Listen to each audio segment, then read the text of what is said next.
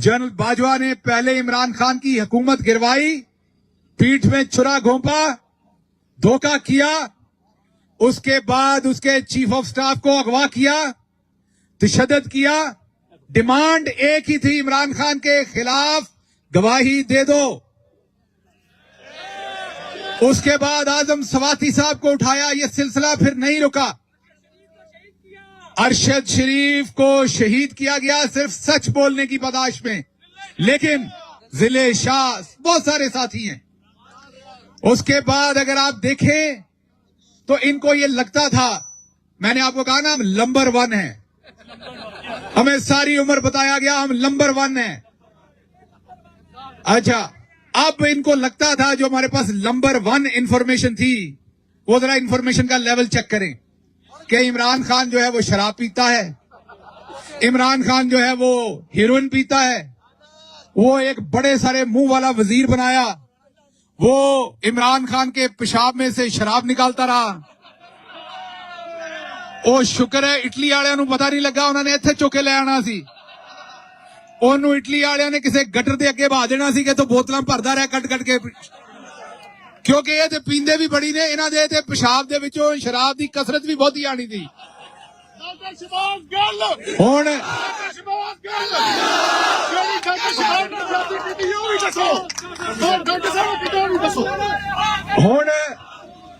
उसके बाद इनको लगता ये था, ये सारी इंफॉर्मेशन के बाद, कि इमरान खान जो है उसको हमने पकड़ना है, जेल में डालना है।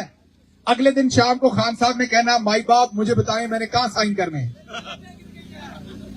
और इमरान खान ने कहना मुझे निकालें। ये बाकायदा बड़े बड़े जर्नलिस्टों को army chief, DG ISI, DGC ये ब्रीफिंग देते थे कि ये 24 घंटे नहीं निकालेगा, ये 24 घंटे नहीं निकालेगा।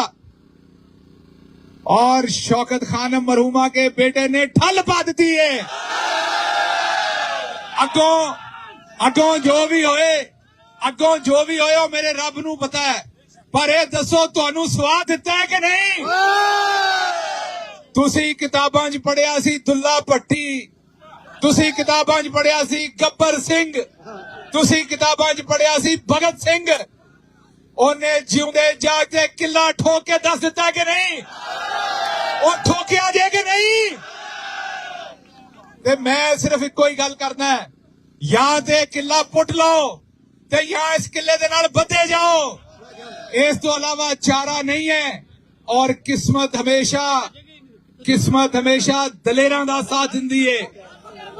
ए जिहड़ी आवाम खलोती है ना, जो कोई इमरान खान दा रिश्तेदार नहीं है, इन्हां दे विचों कोई शख्स जिहड़ा उन्होंने इमरान खान ने जाती फायदा नहीं दिता, लेकिन ये क्यों खलोते ने उहदे नाल? क्योंकि वो हक सच ते खलोता, दलेर है। ये लोग गैरतमंद लोग ने, दलेर दे नाल खलोना। पिछले 3 से 4 दिन से एस्टेब्लिशमेंट ने अपने टाउट, एस्टेब्लिशमेंट क्या है पाकिस्तान में? एक आर्मी चीफ है जनरल आसिम मुनीर साहब, सारा कुछ उन्हीं के गिर्द घूमता है। ए जेड़ा ना नहीं लेंदा, वो मजबूरी होएगी पर ना लेना पएगा। ये जदों तक खत दे उत्ते सरनामा ना लिखो, खत तोड़ नहीं अपड़दा। इस वास्ते सरनामा लिखो आसिम मुनीर साहब दे नां ते हुण असी कल्ले ते नां नहीं लिख रहे, हुण ते उस्मा बुखारी भी कहंदी आफत जी तुन के रखो। ए मैं अपनी भैन उस्मा बुखारी नूं दसन लगा कि बीबी गल है कि असी ते हाफिज साहब दे कोलों जो भी होना सी, चलो माड़ा चंगा मुकाबला कर लिया, जिदन उन्हां तुहानू तुनिया तुहानू समझ नहीं आउणी, जिस दिन उन्हां तुहानू तुनिया तुहाडे वाला ते पहले दिन ही भज जांदा है। इसलिए चौधरी निजामुद्दीन साहब बस करो, हार गए जे। जदों बंदा तुसी 8 फरवरी नू हार गए सो, ओ एक गल याद रखो, खिडारी और मर्द वही हुंदा जदों हार जाए तो मन ले। 8 फरवरी तो पहला तुसा पूरा जोर मारिया, तुसा बल्ले दा निशान खोलिया, पार्टी तड़वाण की कोशिश की, केड़ा काम है जिहड़ा नहीं कीता? तुसां ओ काम कीते जिहड़े पाकिस्तान च कदे किसी ने सोचे नहीं सी। माड़े तो माड़ा डाकू भी होए ना, वो किसी दी धी भैन दे उत्ते हथ नहीं पाउंदा। ओ इस तो नहीं पाउंदा कि ओनू कोई डर हुंदा है, ओ अपनी गैरत दी वजह तो नहीं पाउंदा। ओनू ओ ये हुंदा है कि मेरी मां दी तरबियत ते सवाल चुकिया जाएगा। इस इलेक्शन च ना कोई मां छड्डी, ना कोई भैन छड्डी, ना कोई बुजुर्ग छड्डिया, हर बंदे नाल जुल्म कीता गया। इन्हां दा रौला एक ही सी, ये हमेशा मशहूर करते सन कि असी बंदे बनाने हैं ते असी सुटते हैं। ये तोबा नौज बिल्ला खुदा बने सन कि जिन्हों असी चाहने असी ओनू जिता देने हैं।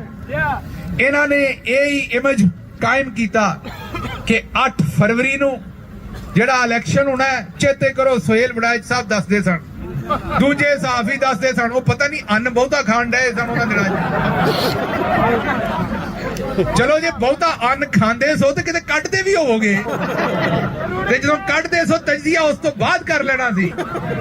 पता नहीं को सिर नूं चढ़िया सी की सी। बहरहाल गल ये है कि उस वेले आखदे सन कि जी I want to thank Italian authorities, Italian police, Italian administration of this city and overall Italian government for welcoming me, providing me security and providing all of you security. And Pakistani diaspora is a very progressive and productive part of this Italian society.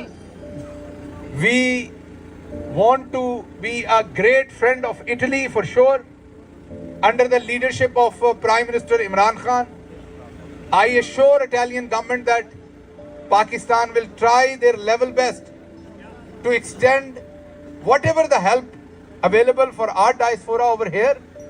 Our Italian government or Italian people's interest related to Pakistan, that will be considered in its best form, knowing that Italian people are raising voice for Imran Khan, democracy, freedom of speech, rule of law in Pakistan.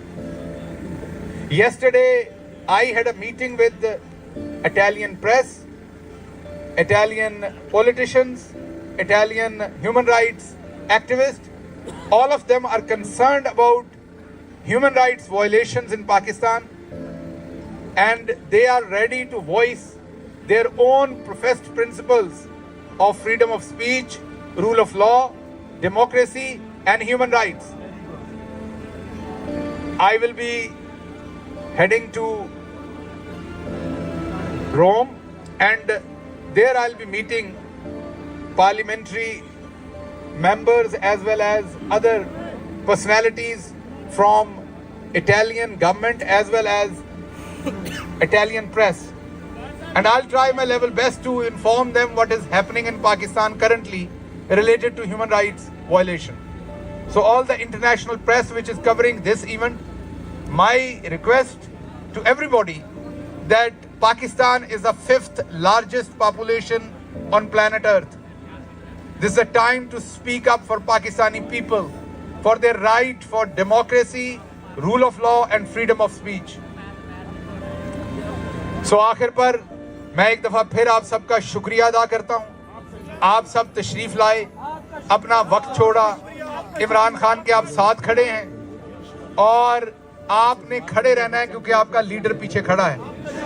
एक दफा फिर तमाम आपकी जो इंतजामिया है उनका शुक्रिया, जिसका मैं नाम नहीं ले सका, माजरत, क्योंकि कई दोस्तों के साथ अभी पहली दफा मुलाकात हुई है। फिर हमारे बहुत सारे अमेरिका